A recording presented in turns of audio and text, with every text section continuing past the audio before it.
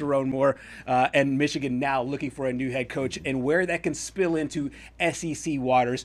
You and I have talked at large, ad nauseum almost, about this Michigan job, because it all started at the beginning of the year, right, when Michigan was issued the initial sanctions, the initial punishment. Some people felt like it obviously wasn't enough here, but now we're seeing the ramifications.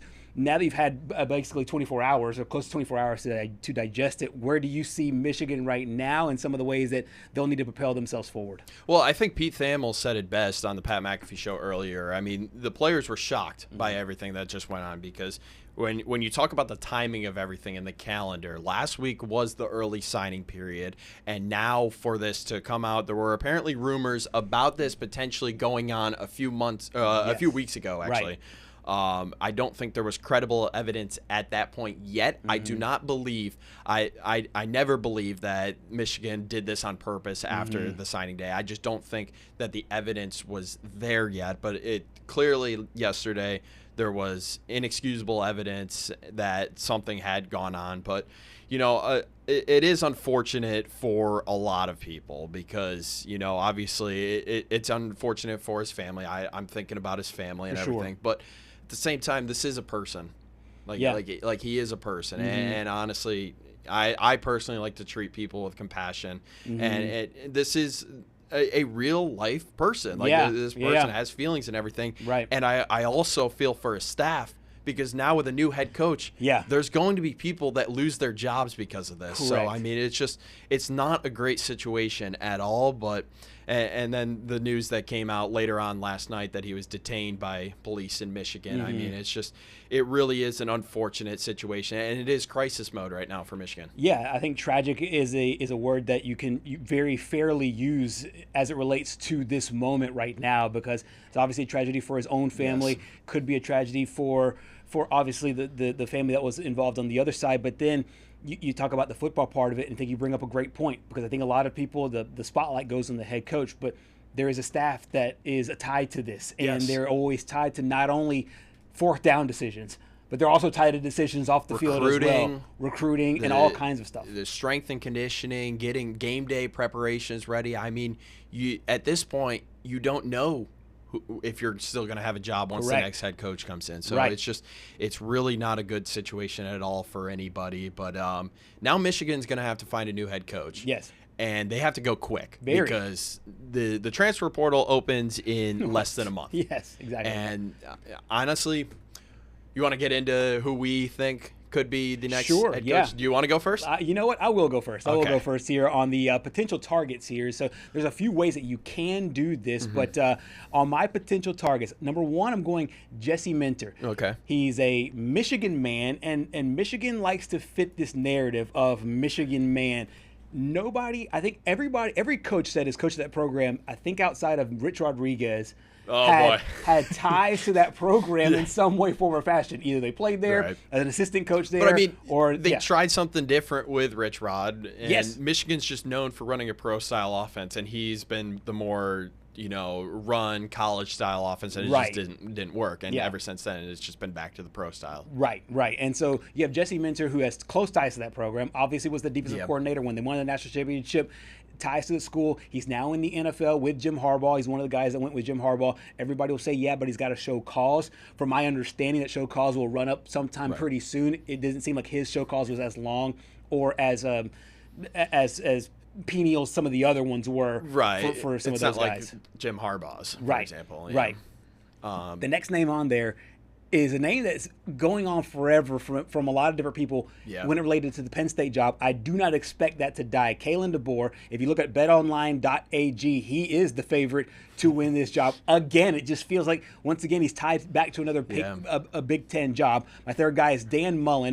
It felt like the football part of him needed to be revitalized when he was fired from Florida. Went on TV back. Yes, exactly. Went on TV for a little while. I thought he did a great job with ESPN as an analyst, and I think the results showed on the field. This year, UNLV 10-3 so far on the season. I think that he can carry that momentum to another high-profile job. Next one, Brian Daboll. I think a lot of people will scratch their heads. He just got fired for the Giants, but he does have coaching ties in college with Nick Saban. I think that he will be good for a reset. But instead of Dan Mullen's reset where he goes on TV, I think his reset is going to the lower level in college football. And John Gruden, really on my notes. I like that one. John Gruden, on my notes, I just put, why not? Why not? Why not? I mean, he's got ties to one of the biggest donors at Michigan and Dave Portnoy. That's right. He's an employee of Dave Portnoy. Yep. I do like Gruden, but I also like, as I pull up mine here, I also like Kalen DeBoer, and I honestly would be shocked. Okay, yeah. I know we talked a little bit about Kalen DeBoer and Penn State didn't really make sense. This one makes a little bit more sense to me because when he coached at Washington, he obviously wasn't in the Big Ten then. It was still the Pac-12. But he doesn't necessarily have ties to the SEC that, it's going to be impossible to get him away from the SEC. Yeah. I think, and this might be a little bit of a shocking take for some people, Michigan's a better job than Alabama. I think Nick Saban made Alabama a really good job. Wow. Okay. That's my personal that's my personal take. When you look at all the money that's surrounding Michigan right now, and the path to the playoff is so much easier in the Big Ten than it is in the SEC. Okay, so are you doing both the prestige thing and the proximity to a potential college football playoff? Yes. Okay, I see what you're saying. Yeah. Number 2 is Kenny Dillingham, and these are Kalen and Kenny are my 2 top picks right now for the Michigan job.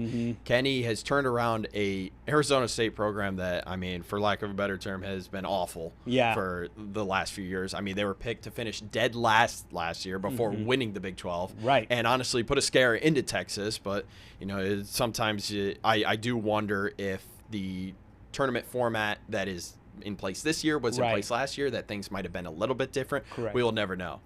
Then there's Deion Sanders. Interesting.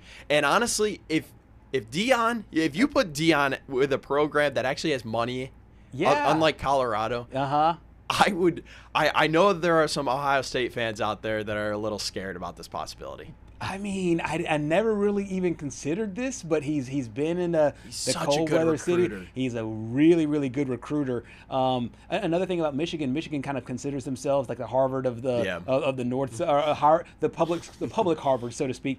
And it's a different kind of student athlete that you have to bring there onto campus. Right. I do think Deion's style would ruffle some feathers there a little bit.